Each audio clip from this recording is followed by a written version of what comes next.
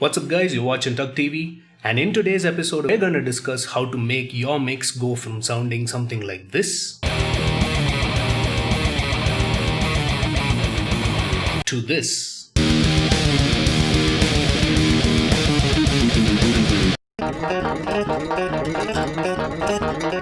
Now, without a doubt, there are a lot of elements that go into making a song a good or an epic song. To start with, there are the elements of creation in terms of the writing process, lyrical content, structures, and then of course comes the part of putting all of this together and of course produced in a way that you can enjoy and thus make an epic song. Now, thanks to VST or virtual studio technology, tracking, recording, mixing and mastering are no longer things that just happen in studios. This is something that has been brought to the bedroom, and it's something that you and me can do. And of course, like me, I'm sure there are a lot of you who are not experienced, and by experienced, we've not had any formal training in terms of, mix and master or sound engineering for that matter. A lot of my learning has come from YouTube.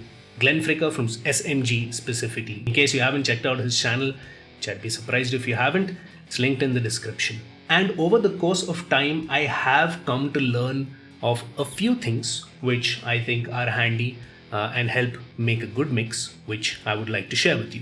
I have done a video in the past, and that video specifically discussed the hardware and equipment list that you would require to start off with a bedroom studio. This video is predominantly going to be focused on the mix and master technique, and this is specifically my mix and master technique.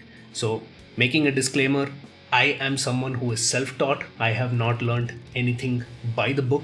So what I'm showing you is how I do things. There could be things that could be done better, or something I may not be doing correctly or may not be doing by the book. Like I said, I'm self-taught. I don't even know what the book says. I am open to learning, so if you have feedback on something I'm doing incorrectly or something I can do better, definitely know in the comments, and I'm happy to take it. If this is the first time you're on our channel, give us a thumbs up and hit that subscribe button along with the bell icon for all the updates from us. Now, to do this, I have actually used an old track which we had done some years back. It's linked over here and in the description. And if you have to hear that, I think my lack of skill and knowledge is very, very evident. So I'm gonna play a piece of the old and new mix back to back. I played it in the intro, but I'm just gonna play it once again, stacked back to back, to hear what are the differences.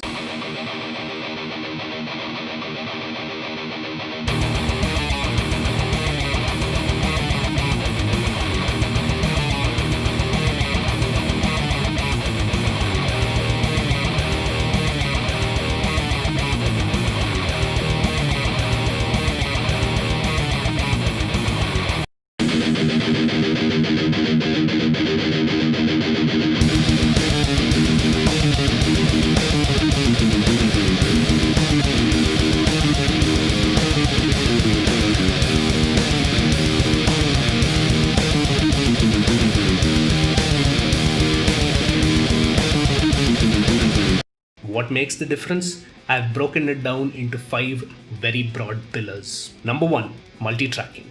Now, one of the reasons my old track sounds weak is because if you would have seen the project itself, I haven't actually multi-tracked the guitars. There's one track for me and one track for Vishesh, and that's it. It's just panned. So if you want to go ahead and get yourself a nice, meaty, thick tone of guitars, it is always recommended that you multi-track. In my experience so far, quad tracking works really, really nicely. It gives you a thick, defined tone, and when you pan it out properly, it gives you that very wide, open tone as well.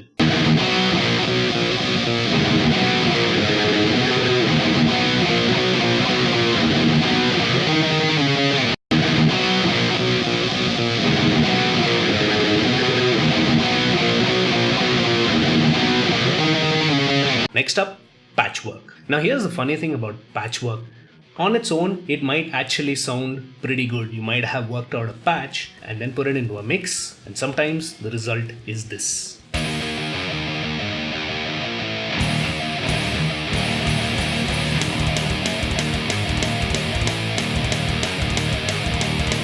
that is a noob level mix I did somewhere in 2013 or 14. And as you can hear, the patchwork that I did doesn't really work. What also makes it sound the way it sounds is because we just used a very simple identical patch on both the guitars. If you have more than one guitar, try to have complementary patches. So as an example, in this mix, I'm using the Mercurial Reaxis, which is emulating a tri-axis and a Mesa rectifier on one guitar, and the other one I'm using PRS Archon, which is essentially your ML Sound Labs amped arc. And with that, what I'm doing is I'm having one tone which is sort of big and focused in the middle, and the other one which is focused a little wide. And when you put them together, they work in tandem and they're able to cover the entire spectrum. If you're in a situation where both the guitarists are using the same amp, no problem at all. Just make sure you work out your tones in a similar fashion. One should be bright and the other could be focused. Next up, equalization. Part of the reason my old scratch track that I played just now sounds the way it sounds is because there is a complete lack of equalization. When you make the patch on its own, you might think it works perfectly fine. But when you're mixing a track and you're putting a lot of elements, stacking them one above the other, and you're kind of having a lot going on within a finite amount of space, the result of that is most often you will have frequencies which are sort of fighting one another, and as a result of that, no one frequency sort of stands out. On my guitars, what I tend to do is I cut out the frequencies at the 20k hertz and then I cut it out also towards the bottom end, as you can see here. That way what happens is there is space for my bass to breathe, and those higher end frequencies don't interfere with the drum cymbals. Leveling. Now leveling is a very important aspect and there is no set way of doing this. Bad pun alert, but this is where your years of experience come into play. Spend time with your mixes. You'd have to level them the way you like them. People have different preferences. Some of them like the guitars blaring out loud. Some of you would like the kick drum, sort of thumping right there.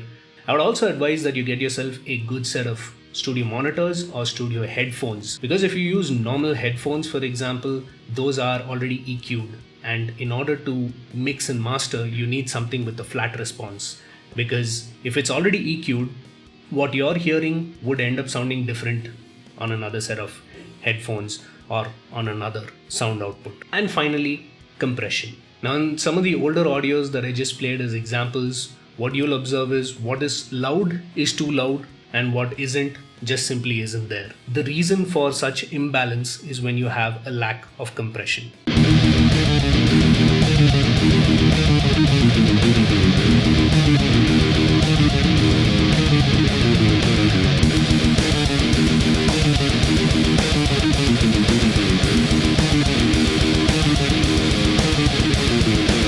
Now compression is a huge topic on its own. In fact, it could be its own video. There are plenty of them on YouTube, but if you want me to do one, you can let me know in the description. To keep it short and to just sort of crash course it, compression is all about tightening the peak signals and strengthening the weak signals. So that way the signals that have come out very crisp can still continue to be crisp and clear without peaking, and the ones which are getting drowned out in the mix will go ahead and get a little more bottom end so that it becomes crisper in the mix. And all of this is done in such a way that your signal frequencies are tucked in to one place and they're not going all over. And as a result, you get a very consistent mix where the volume of whatever you're hearing is consistent throughout the song. In terms of some of the compressors I use, I don't do a lot of clean vocals, but when I do work with projects on that, I use some stuff from Sound Toys. I also have a free one by Ronald Passion. I've linked it in the description.